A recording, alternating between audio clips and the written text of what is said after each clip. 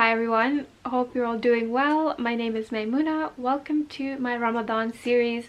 Today is part 9 of my series and we're going to do a bit of a interesting video. I'm going to be talking, it's going to be a sit down one and we're going to get really deep today, okay?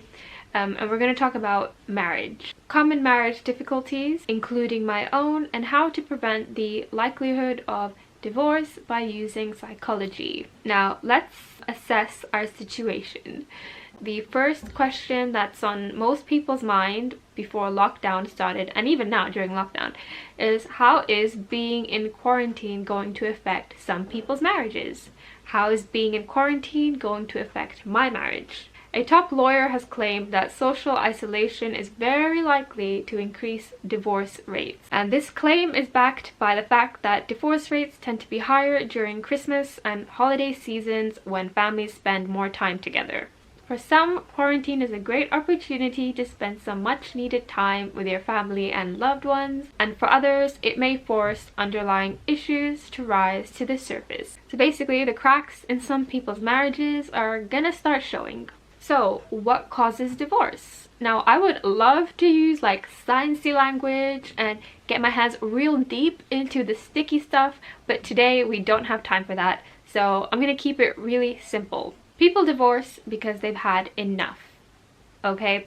That's it. You divorce because you cannot bear to continue taking part in the marriage, okay? You cannot bear it. It is unhealthy and it's hurting you and it's hurting others. Now we could get deeper into what causes this, but we all know what hurts a marriage. Some of the main ones are: 1, contempt, which is where you think you're better than your partner. The second is deconstructive criticism, which is criticism which is insulting, unhelpful, and hurtful. And the third one, which is defensiveness, when you don't listen because your feelings are hurt. And the last one, which is stonewalling, where you ignore your significant other when they're trying to tell you something. Now, all marriages can have hints of these things peppered in here and there. That is perfectly normal. I often think that I'm better than my husband, especially when it comes to brooming the kitchen floor. I don't know what it is. I think maybe he doesn't have very good spatial intelligence when it comes to cleaning floors, but he tends to miss 50% of the dirt.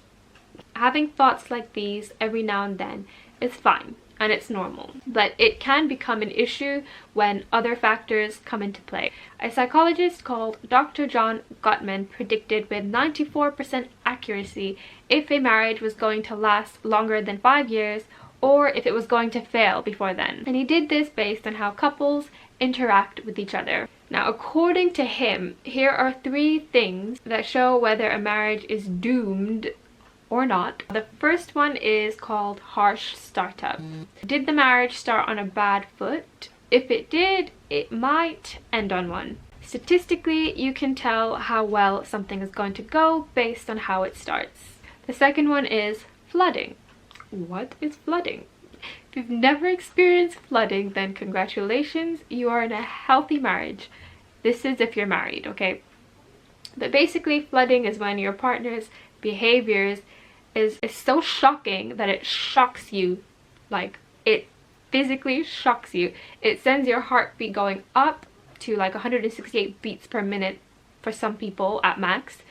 You get an adrenaline rush, your blood pressure goes up. Then the last and biggest indicator of divorce, which you can see just by observing married couples arguing, is called failed repair attempt, which means when couples argue and stuff escalates, especially in a public setting, usually one person in the marriage will try to de-escalate the issue.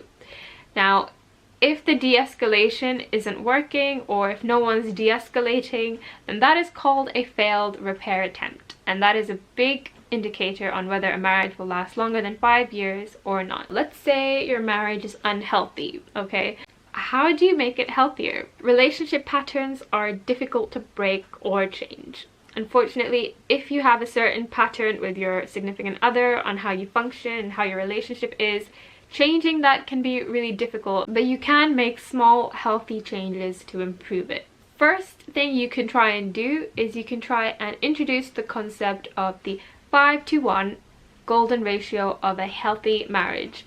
Now, the 5-to-1 ratio is a ratio based on, for every one negative encounter that you have with your significant other, you should try to have 5 positive encounters. I'm going to air my dirty laundry out and give myself as an example for this. So let's say I burnt the chicken for dinner, okay, and we have nothing else to eat, and my husband is upset.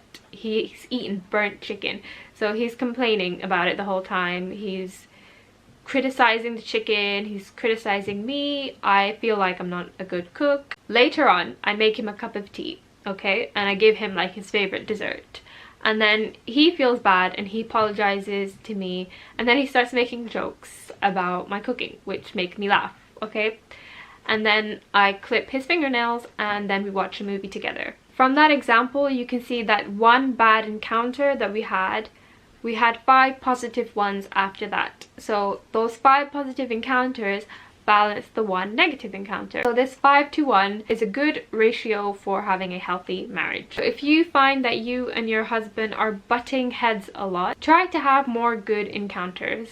Try to have 5 for each 1 bad one. So here are my tips on having good encounters. So the first one is try and make jokes with each other. So don't make jokes about your partner in front of other people. Don't do that. What I mean is make jokes with your partner, okay? So try and make them laugh. If they're doing something that you find that you don't like, and you have the urge to criticize them, try and make a joke about it instead and see how that works. You might find your partner finds it funny and laughs along with you. Listen to what each of you have to say. This was a difficult one for me in the beginning because I couldn't fully understand my husband. Let me be real, he's a very unique person, and I am also a very unique and complicated person, so it was really difficult to kind of listen to each other. But the more effort you make with listening, the better it will be, because then you'll understand each other more. Do nice things for each other. If you know your husband likes a certain thing, and if he knows you like a certain thing, try and make an effort to do nice things for each other, to make each other happy. Try to maintain a 5-to-1 ratio for a healthy marriage. Now, I'm running a bit late, so I'm gonna call it quits at this point. I could go on and on about this topic because it's just so interesting to me, but I might make a part 2, so stay tuned for that.